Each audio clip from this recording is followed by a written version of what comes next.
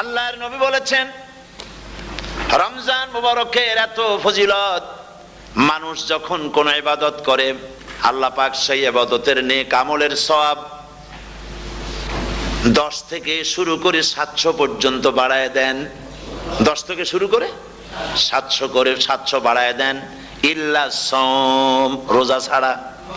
নবীজি বলেছেন রমজান মুবারকে কেউ যদি একটি নফল কাজ আদায় করে, একটি নফল ইবাদত করে, অন্য মাসের একটি ফরজ আদায় করার সওয়াব আল্লাহ পাক নামায় আমলে দিয়ে দিবেন।